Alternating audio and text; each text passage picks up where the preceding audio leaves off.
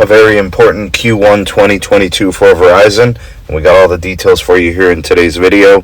And what we're going to do is we're going to go through a little bit of the financials. We'll focus on what they're doing in wireless and then the home 5G broadband. So let's start first with a brief overview of the quarter. This stretches from January of this year to March, and it looks like it's a mixed bag. Some good things, some profitability there, but there are some things. Obviously, Q1's notorious for Verizon, not much growth. So in terms of TracFone Wireless, that's in the bag. That's now in the rear view in terms of the transaction.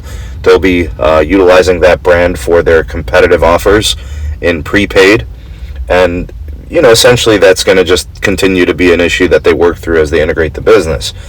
Also, business side seems to be doing pretty well. And then the consumer side, not as well, but that's customary for their Q1. And then, of course, the emphasis and focus on C-band. So we got a little bit of that today. Now, in terms of the total broadband net additions, it looks to me like that's a pretty bright spot here. 229,000 total broadband net additions, the best quarter in over a decade, including, and this is the big one, 194,000 fixed wireless net additions, 2.5 times the fourth quarter 2021 level. That is their 5G home. That is their 5G business. Almost 200,000 ads, and they literally just started pushing the service through the C-band essentially at the beginning of the year, right? The end of January going into February and March, it's their first go. Huge demand there, and that is an absolutely successful indication that this product is going to take off, just like we're seeing with T-Mobile Home Internet.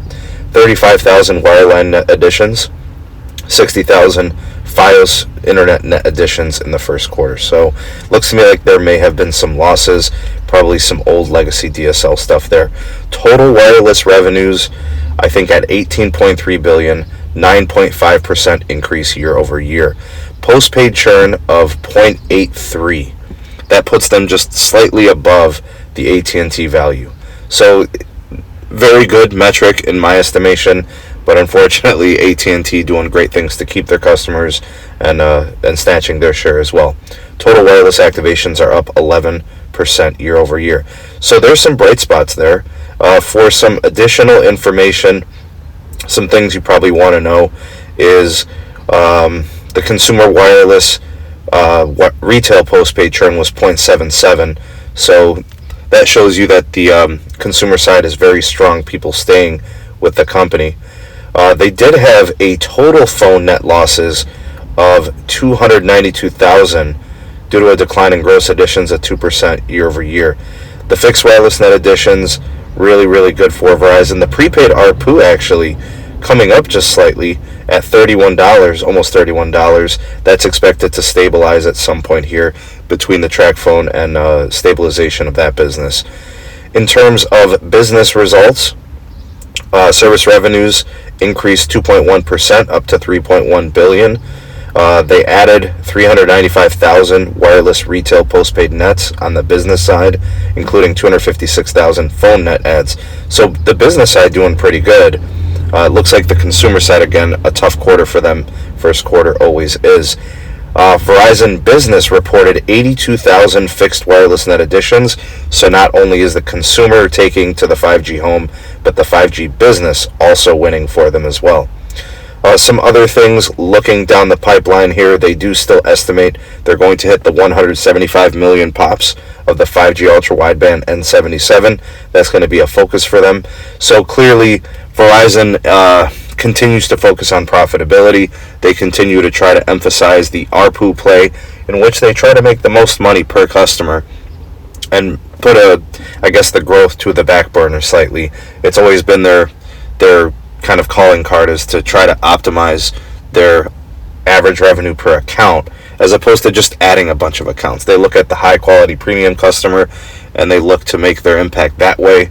And then they're going to utilize the TracFone channel to go ahead and focus on attracting customers and offer competitive offers and things of that nature. So looks to me like it's a mixed bag, but actually for Q1 standards, I'd say it's pretty good.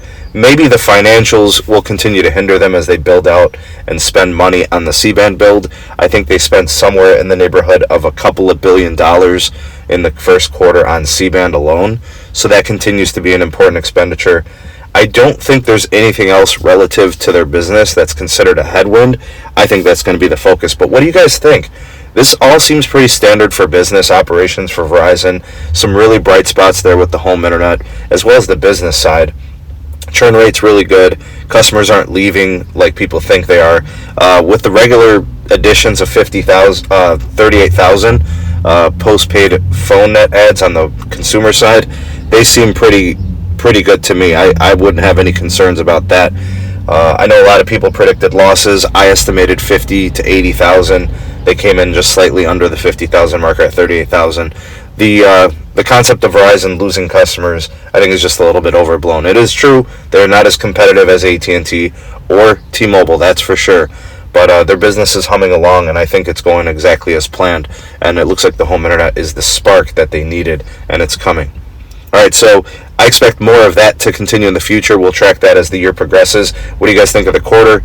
Do you guys think for Verizon standards they did pretty well? Do you think there were some indications of weakness? Sound off in the comment section below.